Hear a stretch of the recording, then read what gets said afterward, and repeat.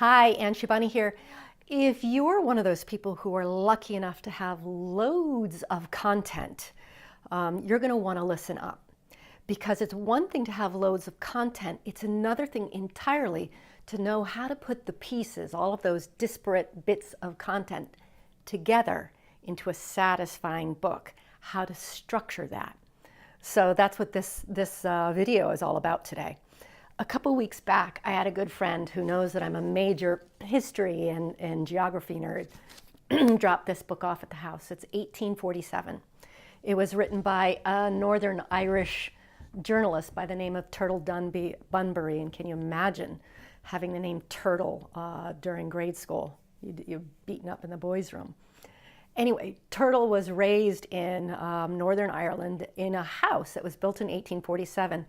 And because of the year his house was built, this began to stir his imagination. He began to pay attention to all of the events that were taking place across the world, all of the people that were popping up in that year in the history books.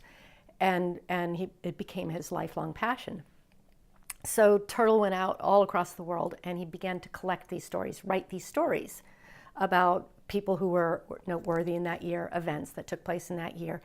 And he eventually compiled a collection of 35, 40 stories. I don't know how many stories he ended up with. And then it came time to put it into a book. And I have no doubt that this was a conundrum for him. What am I going to do with these seemingly disparate stories? So I would imagine one of the ideas he had is, let me take these stories and divide them up in the continents that they took place in, where these events happened, where these people made a name for themselves.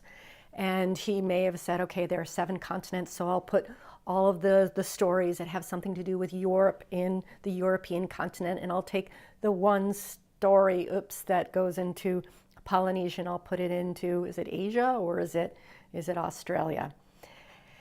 And he no doubt discovered that there was an imbalance, that structure that he would impose on his stories wasn't going to work, that it in fact created more problems than it solved, that there was no symmetry, which meant he would have had to rip all of the bricks apart. He would have had to, unconnect them from each other and try to impose a different structure on them.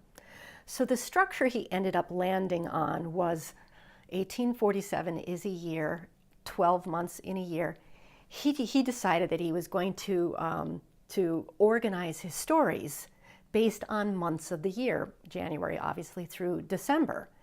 So he took, one story that took place in the United States, the Comanches, the Trail of Tears, and he placed that in January. There were a couple of stories that he could tie to the month of February. There were maybe 6 stories in the month of March. And even though these weren't completely symmetrical, there weren't, an equal number of stories in each of the months. The structure provided a pretty satisfying way to read these stories. What no doubt happened during the revision process, placing it in this structure, is that he had to make some kind of tie between the event that he described in a story and a particular month he had chosen to place this story in. So all of this, what am I talking about? Is this about 1847? No. If you have a lot of content, if you do not know how to organize that content so it reads like a book, you're going to want to go to your own bookshelf. If you're writing a book to attract clients and it is an inspirational book, don't just look at other inspirational books. Pull a history book off the shelf. Pull a how-to book off the shelf. Pull a novel off the shelf and study the table of contents. Study how the author chose to organize the stories so that it read smoothly, so that the flow from one story into the other made sense. Could he have done it? Could he have been totally random and dropped the stories in willy-nilly? Maybe. But notice how any of the books on your shelves provides the structure for these stories, provides a flow. And that's what we're all about when we're writing books, making it easy for the reader to understand how the stories all fit together and to have an experience and understand the message. Anyway, hope you find this helpful. Talk soon.